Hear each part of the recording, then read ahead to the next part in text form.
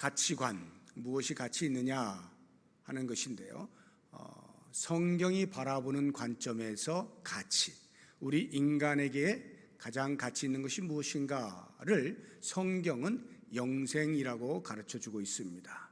이 땅에서 잠깐 살면서 아무리 호의호식을 한다 할지라도 내세 영원토록 사는 시간 속에서 영벌 가운데 거한다면 그보다 더 비참한 인생은 없을 것입니다. 그런 면에서 잠깐 사는 이 세상에서 영생을 얻어 영원토록 주와 함께 살게 되어지는 그것이야말로 최고의 가치라고 성경은 우리에게 가르쳐주고 있습니다. 그런데 이 영생을 얻는 유일한 길이 예수 그리스도를 믿는 믿음으로서만 가능합니다. 그래서 사도 바울은 예수 그리스도를 아는 지식이 가장 고상하다고 고백하고 있는 것이고, 이 땅에서 자기가 가지고 있었던, 누리고 있었던 과거의 모든 영광스러운 것들을 전부 배설물과 같이 여긴다고 말하고 있는 것입니다.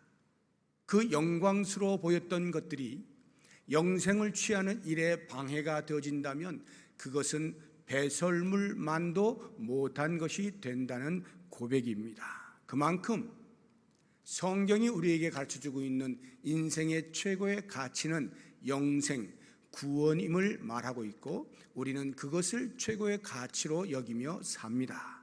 그렇다고 한다면 이제 오늘은 두 번째 시간으로 그와 함께 또 하나의 가치가 있는데, 성경은 우리 인생에게 무엇을 가치 있다고 말하고 있는지 살펴보면, 우리가 예수를 믿어 영생을 얻게 되었어요. 그러면 최고의 가치를 갖게 된 것이죠.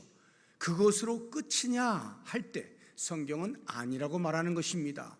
그에 더한 또 하나의 가치가 있다고 말하는 것인데, 그것은 곧 영생을 얻은 자, 구원을 받은 자답게 살아가는 삶, 그것을 또 하나의 가치라고 우리에게 가르쳐주고 있는 것입니다. 다시 말하면 예수를 믿어 구원을 얻었다 하여서 그 이후로 마음대로 자기 뜻대로 아무렇게나 살아도 되는 것은 아님을 이야기하고 있는 것입니다. 그런데 이와 같은 착각을 부추기는 두 개의 큰 이념이 이 땅에 존재하고 있어요. 그 하나가 완전주의라고 하는 이념이고요, 또 다른 하나가 쾌락주의라고 하는 이념입니다. 이 두 가지에 대해서 오늘 같이 한번 생각하면서 우리가 이 가치를 좀먹고 있는 이와 같은 완전주의나 쾌락주의를 어떻게 경계해야 되는지 함께 묵상을 해보도록 하겠습니다. 완전주의를 먼저 생각해 보겠습니다. 완전주의라고 하는 말은 다양한 곳에서 다양한 의미로 사용되어지는데, 제가 지금 이야기하고 있는 구원과 관련되어지고 우리의 구원을 받은 자의 삶과 관련되어져서의 완전주의라고 하는 신학적 용어는요, 예수를 믿으면 구원을 받는데 그 구원은 절대로 변하지 않는다는 말입니다. 한 번 구원을 받으면 그 구원은 잃어버리지 않는다는 거예요. 그런데 그것은 분명 사실인데, 그래서 그 다음 삶에 대하여 이야기를 할 때, 그렇기 때문에 우리의 삶은 어떠하여도 상관없이 여전히 구원받는다, 아무렇게나 살아도 된다, 한 번 구원받으면 그것으로 온전한 하나님의 자녀로 살게 되는 것이다 라고 주장하는 것이 완전주의입니다. 이 완전주의는요, 어떠한 허점을 가지고 있느냐 하면, 하나님께서 우리 인간을 구원하시고 그 이후에 자, 이제 내가 너희들을 구원하였으니까 그 다음부터는 너희들 마음대로 살아 하고 방종의 삶을 허용하는 것이 아닌데, 마치 그러한 것처럼 착각을 하는 거예요. 이것은 구원의 서정에 대한 이해가 부족하기 때문에 그렇습니다. 제가 말씀을 드렸죠. 구원은 서정이 있다, 구원의 여러 단계가 있다 해서 크게 예수를 믿는 칭의적 구원이 있는가 하면 그 구원이 점점 영그러 가게 되어지는 과정적 성화의 구원이 있다고 말씀을 드렸고, 그것이 최고의 성취되었을 때, 즉 우리가 주의 나라에 들어가게 되어질 때에 영화적 구원이 있다고 말씀을 드렸어요. 그런데 이 완전주의는 칭의적 구원, 예수를 믿어 구원을 받은 그것으로 이미 영화의 단계에 이른 것으로 잘못 이해를 하고 있는 것입니다. 칭의적 구원을 받으면 그것으로 끝이라고 착각을 하는 거예요. 그래서 완전주의는 허점 투성이인 것입니다. 사도 바울이 이와 같은 완전주의와 관련하여서 논쟁을 하는데요, 로마서 5장 6장 여기를 보게 되면은 그러한 논쟁이 우리의 이해를 잘 도와주고 있습니다. 보시게 되면 바울이 이렇게 가르칩니다. 로마서 5장 20절 21절인데요. 율법이 들어온 것은 범죄를 더하게 하려 함이라.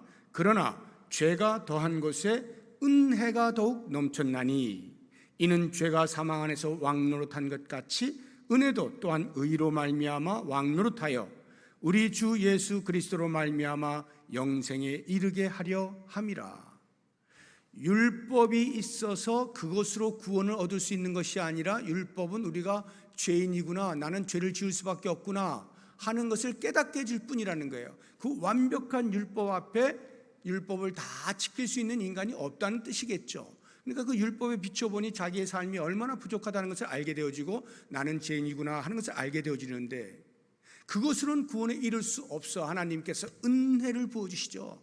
예수 그리스도를 믿는 믿음으로만 구원을 얻을 수 있는 길, 그것이 곧 은혜인데, 그 율법이 강하게 임하면 임할수록 나는 죄인이어서 좌절할 수밖에 없고 절망할 수밖에 없는데, 거기에 하나님의 은혜가 임하니까 그 은혜가 얼마나 귀하겠어요. 너무 감사한 거죠. 그러니까 율법이 강하게 다가오면 다가올수록 하나님의 베푸신 은혜가 점점 도드라지는 거예요.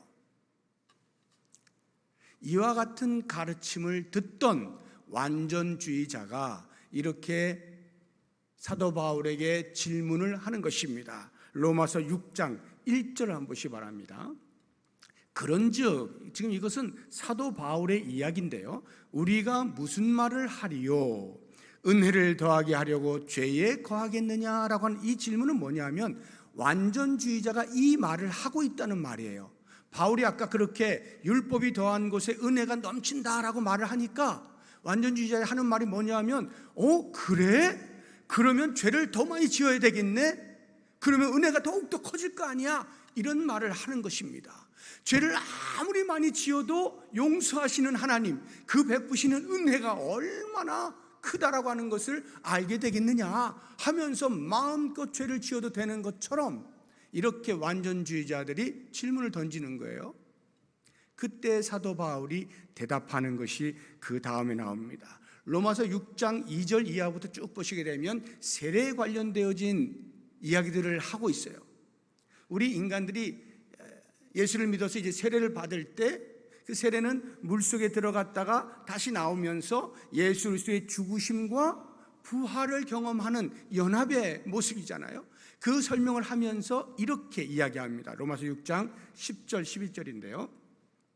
그가 죽으심은 죄에 대하여 단번에 죽으심이요 그가 살아계심은 하나님께 대하여 살아계심이니 이와 같이 너희도 너희 자신을 죄에 대하여는 죽은 자요 그리스도 예수 안에서 하나님께 대하여는 살아있는 자로 여길지어다. 자, 너희들 세례받지 않았느냐? 세례받을 때 어떻게 받았니? 물속에 들어갈 때에 예수 그리스도의 죽으심처럼 이제 나는 죽었습니다 이렇게 고백하는 것 아니냐? 그리고 그 물속에 다시 나올 때에 그리스도께서 죽음 가운데 다시 부활하신 것처럼 너희도 이제는 새로운 사람으로 하나님을 위하여 사는 존재가 되었습니다 고백하지 아니하였느냐? 너희들은 그렇게 사는 사람들이다. 은혜를 더하게 하기 위하여 죄 가운데 계속 빠져 있는다는 것은 말이 안 되는 것이다.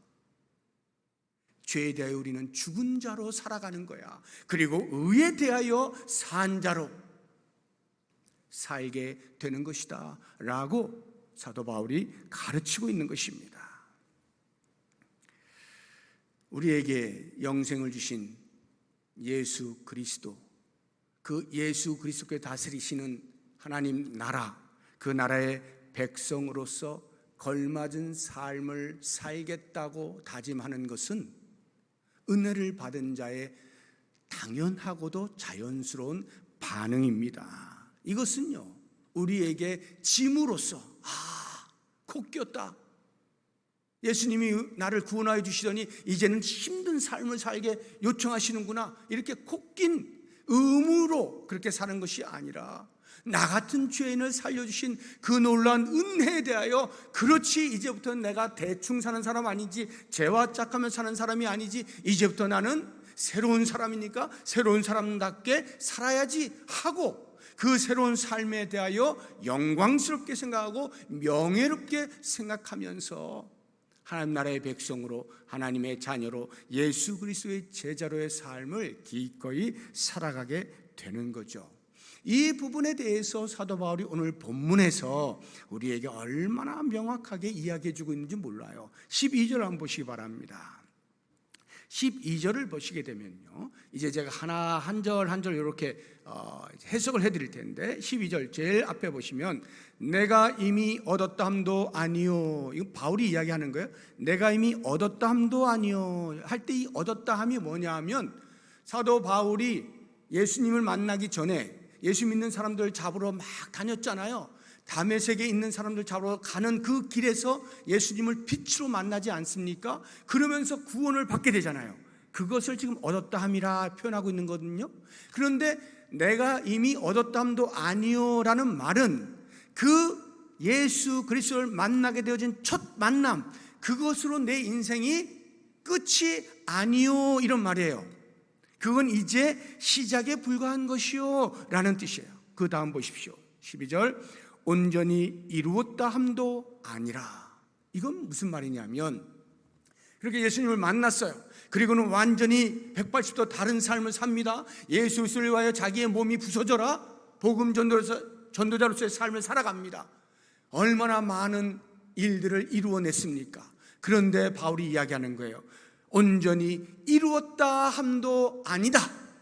다시 말하면 내가 지금까지 예수를 위하여 살아온 이 삶을 보면 어느 누구도 손가락질할 수 없을 거야. 이제 나는 할 만큼 다 했어. 이 정도면 정말 충분해 하는 것으로 끝을 내지 않겠다는 말이에요.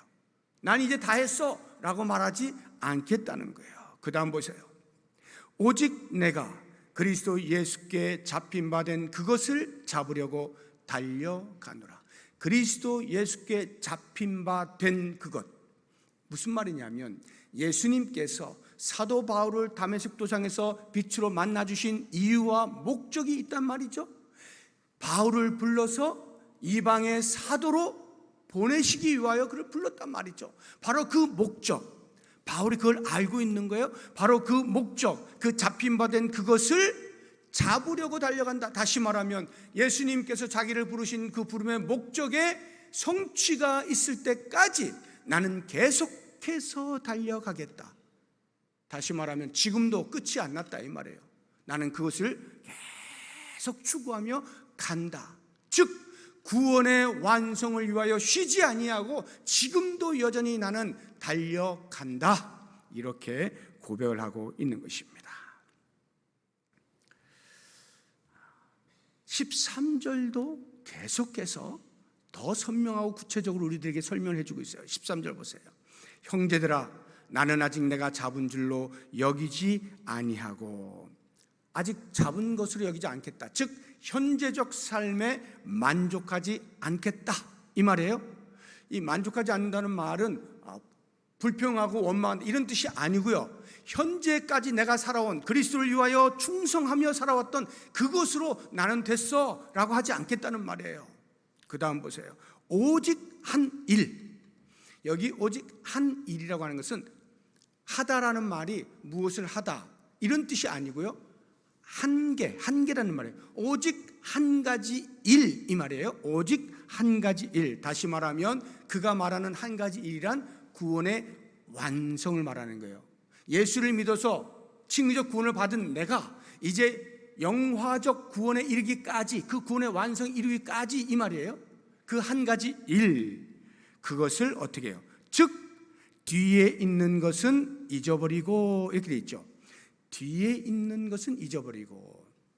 사도 바울의 뒤가 무엇일까요? 과거를 이야기하는 거예요. 사도 바울의 과거. 그럼 바울의 과거는요, 두 가지가 있습니다. 하나는 예수 믿기 이전의 과거가 있고요, 또 하나의 과거는 예수 믿은 이후 지금까지의 과거. 이 두 개의 과거가 있는데, 가만히 보시게 되면 예수 믿기 이전의 과거를 보세요. 그의 과거는요, 예수 믿는 사람들을 잡아 핍박하던 삶이었어요. 그러니까 예수 믿는 사람의 입장에서는 이보다 더 독한 독종이 없는 거고 원수가 없는 거예요. 야, 저 바울만 없으면 우리가 그래도 좀 살만날 텐데 어떻게 우리가 있는 곳을 그렇게 찾아서 못 살게 구는가? 얼마나 많은 눈총을 받았겠어요. 바울이 예수 믿기 이전에는 그걸 모르잖아요. 그러니까 유대주의자로서 자기의 사명을 끝까지 책임을 다하고 있는 거 아니에요? 모르니까요. 그런데 예수를 이제 믿고 나니까 자기의 그 과거를 보니 너무나 부끄러운 거예요. 너무나 몹쓸 짓을 한 거예요. 파괴자였던 거예요. 폭행자였던 거예요. 예수 믿는 사람들 그렇게 못 살게 굴다니 어떻게 내가 하고는 사람들의 시선을 의식할 때, 야, 네가 그런 사람이었는데 어떻게 지금 네가 복음을 전한다고, 네가 무슨 예수를 위해 산다고, 네가 과연 그럴 자격이냐 있느냐? 라고 마치 말하는 듯한 그러한 자괴감과 자책 속에 빠져 있지 않겠어요? 그런데 바울이 말하는 거예요. 그런 뒤에 있는 일은 잊어버리겠다. 내가 자책하느라고 나 같은 놈이 무슨 일을 하겠어, 주를 위해서 하는 그 일 때문에 앞으로 달려나가야 할, 구원의 완성을 위하여 수고해야 할 그것을 놓치지 않기 위해서 나는 과거를 잊어버리겠다, 이렇게 이야기하는 거예요. 쉽지 않은 겁니다. 이거 자책, 자괴감으로부터 벗어나는 거 쉬운 거 아니에요. 근데 바울은 과감하게 구원의 완성을 위하여, 나의 미래를 위하여 기꺼이 그 과거를 아무리 따가운 눈총이 다가온다 할지라도, 아니면 내 양심이 찌른다 할지라도 내가 그것 때문에 달려나갈 길에 발목 잡히지 않겠다라고 말하는 거예요. 그러면 예수를 믿은 이후의 과거를 한번 보세요. 바울은요, 어느 누구보다도 예수를 믿는 그 순간부터 180도 다른 삶을 살았던 사람입니다. 그래서 지금 현재 이 빌립보 성도들에게 편지를 쓰고 있는 그 순간까지도 여전히 그리스도의 복음 때문에 고난을 받고 로마 감옥에 갇혀 있는 상태 아닙니까? 그럼 예수 믿고 나서부터 지금 이 순간까지 그의 삶은요, 그 이전과는 전혀 다르게 정말 말할 만한, 간증할 만한, 자랑할 만한, 어디에 가서도 나 예수를 위해서 이렇게 살았다라고 말할 만한 그러한 살신성인의 삶이잖아요. 순교적인 삶을 살았잖아요. 죽을 고비를 여러 번 넘기는 그러한 삶을 살지 않았습니까? 그러면요, 그 마음속에 어떤 마음이 들어요? 야, 이제는 내가 정말 할 만큼 했구나. 내 주위를 돌아보아도 어떤 사도도 나만큼 수고한 사람은 없는 것 같아. 실제로 그랬거든요. 실제로. 그러니까 충분히 그렇게 자기의 삶에 대하여 영광스럽게 생각할 수 있고 자랑스럽게 생각할 만한 그러한 삶이었다, 이 말이죠. 그러면 그 순간에 찾아오는 게 뭐겠어요? 교만이죠. 교만이 찾아올 수 있는 거예요. 바울이 이야기하는 거예요. 그 교만이 찾아올 수 있는 영광스러운 자기의 과거의 삶, 예수 믿은 이후부터 몸을 아끼지 아니하고 던져 복음을 전했던 자기의 삶, 그것 때문에 내가 발목 잡히지 않겠다는 거예요. 미래로 나아가는 일에 발목 잡히지 않겠다는 거예요. 교만병에 걸려가지고 더 이상 이제 나는 이룰 것이 없어, 나는 거의 다 했어, 이렇게 어리석은 생각을 하지 않겠다는 거예요. 이게 바로 뒤에 있는 것은 잊어버리고 라고 하는 말의 뜻입니다. 그렇다고 하면 이제 한번 우리가 생각을 해보죠. 우리도, 여러분도 다 각각 과거가 있잖아요. 나의 과거가 있어요. 예수 믿기 이전의 과거가 있고 예수 믿고 난 이후의 과거가 있어요. 뭐 어떤 분은 엄마 뱃속에서부터 예수를 믿었다고 하면 예수 믿기 이전이라고 하는 과거는 없을런지도 모르겠어요. 어떤 시간적으로는 그럴지 모르지만 신앙 양심적으로는 나는 교회 안에 있었으나 실제로는 주를 떠난 삶이나 마찬가지였다라고 하는 과거가 있을 수 있어요. 아무튼 어떠한 과거가 되었든지 그 과거가 지금 내가 돌아보니 과연 수치스러운 과거인가 아니면 자랑스러운 과거인가 한번 여러분 생각해 보세요. 나의 과거의 삶은 수치스러운가 아니면 영광스러운가 자랑스러운가. 무엇이 되었든 그 수치가 또는 그 자랑이 내가 앞으로 나아가는 길, 구원의 완성을 위하여 계속해서 걸어가야 하는 그 길에 방해가 되지 않도록 해야 합니다.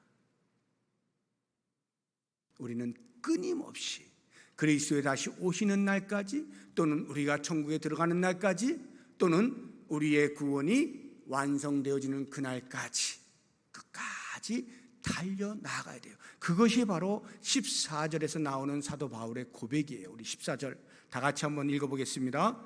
표대를 향하여 그리스도 예수 안에서 하나님이 위에서 부르신 부름의 상을 위하여 달려가노라. 그는 지금도 달려가겠다는 거예요. 표대를 향하여, 또는 위에서 부르신 부름의 상을 위하여, 또는 나의 구원의 완성을 향하여 나는 지금도 계속 멈추지 않고 달려가겠다, 이렇게 이야기하는 겁니다. 완전주의자는요, 이 달려감이 없는 거예요. 이미 나는 구원을 받았어, 이것으로 끝나는 거예요. 그래서 아무렇게나 살아요. 어찌 살아도 나는 구원 받았기 때문에 라는 착각을 하면서 말이죠.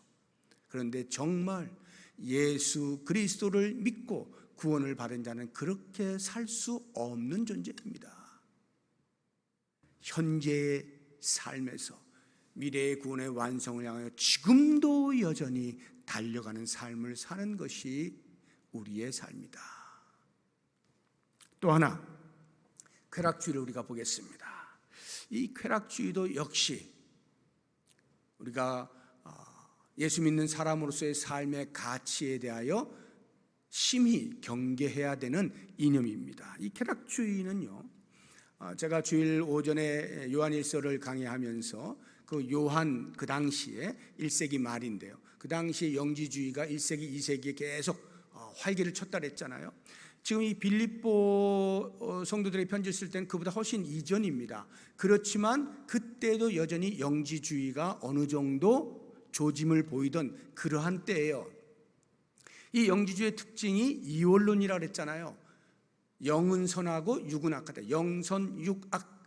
그래서 그 영지주의로부터 발생한 두 개의 극단적인 상반된 또 다른 이념이 있어요. 주의가 있어요. 이쪽 끝에 있는 주의는 금욕주의입니다. 금욕주의. 육이 악하잖아요. 그러니까 이 악한 것에 대하여 철저하게 막는 거예요. 악한 것을 더 이상 악해지지 않도록 그 악한 것을 완전히 끊어내기 위하여 금욕을 하는 겁니다. 금욕주의. 그런가 하면 놀랍게도요, 이 금욕주의와 상반되는 또 다른 한 극단에는 쾌락주의가 발생하게 되어집니다. 이건 뭐냐 하면 육은 어차피 악하니까, 영은 어차피 선하여 구원받으니까 우리의 육은 이렇게 굴리나 저렇게 굴리나 어떻게 살아도 상관없어, 마음껏 즐기자, 어차피 영은 구원받은 거니까 해서 쾌락주의가 발생하게 된 것입니다. 사도 바울은 오늘 본문에서 이 쾌락주의, 이것을 가리켜 십자가의 원수라고 이야기합니다. 18절 한번 보십시오. 내가 여러 번 너희에게 말하였거니와 이제도 눈물을 흘리며 말하노니 여러 사람들이 그리스도의 십자가의 원수로 행하느니라. 여러 사람들이 십자가의 원수로 행한다 하면서 그 다음 설명이 이제 19절부터 나오게 되는 거거든요. 그 19절을 보시게 되면 19절에 그 쾌락주의자들의 신, 그들이 섬기는 신, 그 신이 누구냐? 그들의 신은 배요, 이렇게 되죠. 배. 이 배는 우리 인간 배를 말하는 겁니다. 인간 배. 무슨 말이겠어요? 육체의 즐거움을 주는 것이라면 그것이 무엇이 되었든지 전부 나의 신이요, 이렇게 한단 말이에요. 추구한다 이 말이죠. 경배한다 이 말이에요. 너무 좋은 거예요. 자신의 육체의 쾌락을 위해서는 마치 신처럼 여긴다, 이렇게 이야기하고 있는 겁니다. 그리고 그들이 말하는 영광이라고 하는 것, 그들이 말하는 영광이라는 것, 다시 19절 보시면 그 영광은 그들의 부끄러움에 있다. 이게 무슨 뜻일까요? 그들의 영광이 부끄러움에 있다. 쉽게 이야기하면 부끄러운 것을 도리어 그들은 영광이라고 생각한다는 말이에요. 쾌락주의, 쾌락을 일삼는 것이 굉장히 부끄러운 것인데 그들은 그걸 영광스럽게 생각한다는 거예요.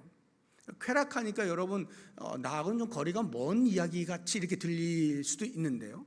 예를 들면 이런 것들도 있습니다. 우리나라는 이제 우리 자녀들이 남자들 같은 경우에 성장하면 군대를 가야 되잖아요. 근데 어떤 경우에는 군대를 안 보내고 싶어하는 부모들이 있잖아요. 고생하니까. 그래서 거짓으로 진단서를 끊어서 제출해가지고 군의 면제를 받으려고 시도하는 이러한 경우, 굉장히 부끄러운 짓이잖아요. 그런데 그렇게 해서 군의 면제를 받게 되면 와, 하나님이 도와주셨다 하고 영광스럽게 착각을 한다 이 말이에요.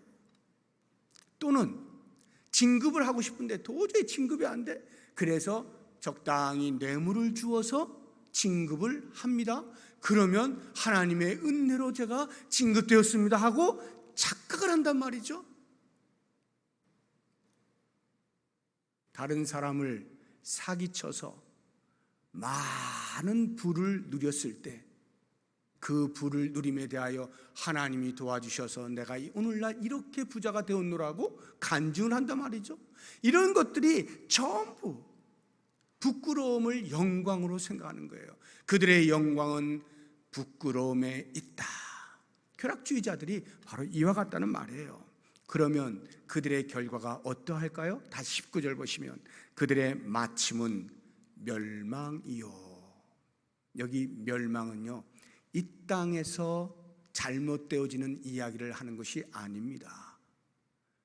그런 사람들이 이 땅에서 죽을 때까지 끝까지 잘 되는 사람 적지 않아요. 야, 저 사람 정말 저렇게 죽으면 안 되는데 하는 사람이 성대하게 죽는 경우도 있어요. 그런데 여기서 말하는 멸망이라고 하는 것은요, 궁극적 멸망을 말하는 게 이 생이 끝나고 내세에 갔을 때 영원한 형벌을 받는 것, 즉 지옥행, 이것을 멸망이라고 이야기하는 거예요. 그들에게는 그 지옥행, 영벌이 정해져 있는 거예요. 쾌락주의자들은 결코 이 땅에서 아무리 그들이 즐기고 우리는 구원받을 거야 한다 할지라도 결코 구원받을 수 없다는 것을 우리가 알 필요가 있습니다. 여러분, 이 쾌락은요, 중독과 상당히 비슷해요. 중독이라고 하는 것은 어떤 일에 대하여서 처음에 1이라고 하는 것으로 만족을 했으면 그 다음에 1로 만족이 안 되고 2, 3, 4 점점 더 강한 것에 대하여 요구하게 되어지는 이것이 중독이잖아요. 쾌락이 마치 중독과도 같아요. 미국의 조지 바나라고 하는 학자가 Frog in the Kettle이라고 하는 제목의 책을 썼어요. 한글말로 번역을 하면 주전자 안에 개구리 또는 솥 안에 개구리, 이렇게 번역을 할 수 있을 거예요. 그게 뭐냐면 그 속에서 이야기하고 있는 것이 개구리가 그 솥 안에서 헤엄치면서 노는데 밑에서 서서히 열을 가하는 겁니다. 처음부터 뜨거운 열을 가하면 뜨거 하고 펄짝 뛰어나가겠죠. 그런데 아주 서서히 열을 가해요. 그러니까 온도가 조금씩 올라가는데 개구리는 그걸 모르는 거죠. 계속 헤엄치면서 신나게 노는 거예요. 근데 점점 나중에는 자기도 모르는 사이에 익어버려요. 저절로 익어버려. 이게 안 되는 거죠. 이게 안 되는 거예요. 그리고는 결국 죽어버리는 거죠. 중독이 이와 같다는 거예요. 쾌락주의가 중독입니다. 쾌락이 중독이에요. 인생의 즐거움을 맛보기 시작하면요, 그것이 다인 줄로 아는 것입니다. 그래서 예수 믿는 사람으로서 절제하며 살아야 되는, 거룩하게 살아야 되는, 경건하게 살아야 되는 이러한 것들에 대해 점점 관심이 없어지고, 어떻게 하면 지금 내 눈앞에서 나를 즐겁게 할 것이 있는가를 찾아 헤매는 거예요.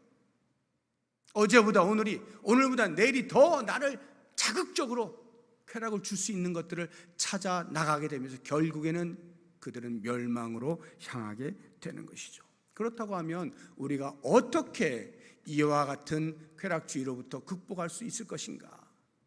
나는 설마 그렇지 않겠지? 아닙니다. 우리가 자칫 방심하면 얼마든지 그쪽으로 빠질 수가 있어요. 그러므로 우리는 어떻게 하면 극복할 수 있을까를 경계해야 돼요. 다른 거 없습니다. 제일 먼저 내가 누구냐, 나의 정체성을 다시 한번 확립하는 것입니다. 내가 누구냐? 20절 한번 보세요. 사도 바울이 이렇게 말하잖아요. 그러나 우리의 시민권은 하늘에 있는지라.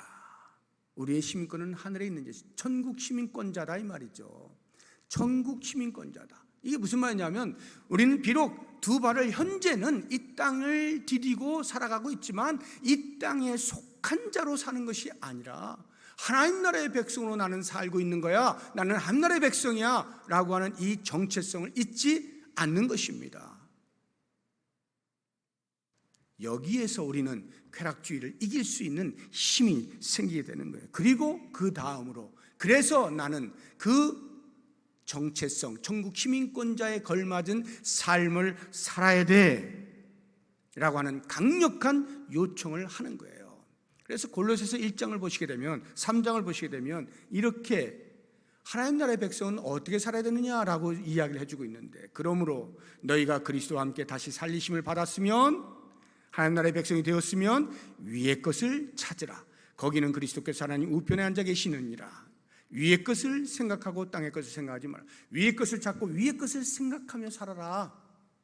즉 다시 오실 예수 그리스도, 우리가 영원히 가게 되어질 저 천국을 늘 바라보면서 생각하면서 거기에 소망을 두고 오늘 이 땅에서의 삶에 절제하면서 거룩과 경건의 삶을 살아라, 이렇게 이야기하는 거예요. 그리고 또 한 가지, 우리가 그와 같은 쾌락주의에서 이길 수 있는 것은요, 기대하는 겁니다. 과연 우리가 천국에 들어가면 어떻게 될 것이냐라고 하는 이 기대인데요, 이 기대에 대해서 21절에서 사도 바울이 우리에게 이렇게 이야기해 주고 있어요. 그는 만물을 자기에게 복종하게 하실 수 있는 자의 역사로, 그 다음 우리의 낮은 몸을 자기 영광의 몸의 형체와 같이 변하게 하시리라. 우리의 낮은 몸, 이 땅에서 육체로 살아가고 있는 이 몸, 여전히 죄 가운데에서 때로는 넘어지고 쓰러지는 이런 약한 몸, 이러한 낮은 몸, 이것을 결국에는 자기 영광의 몸의 형체와 같이 변하게 해주실 것. 다시 말하면 예수님처럼 되어질 것에 대한 기대, 이것을 우리가 잊지 말아는 거예요.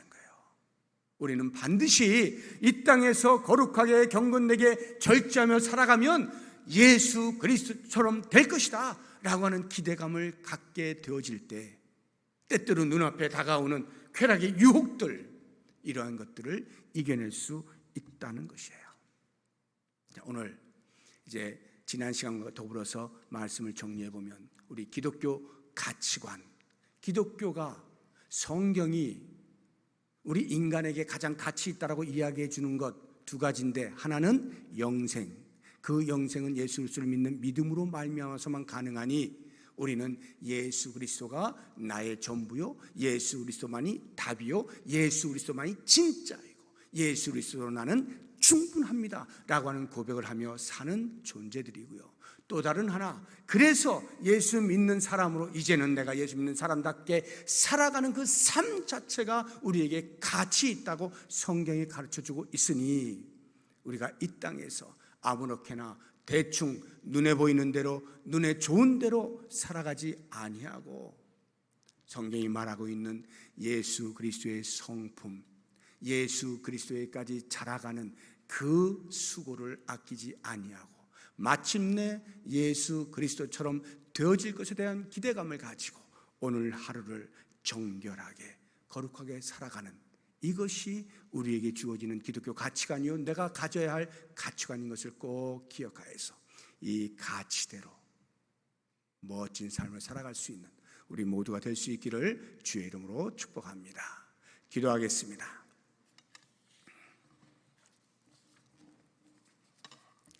하나님 아버지,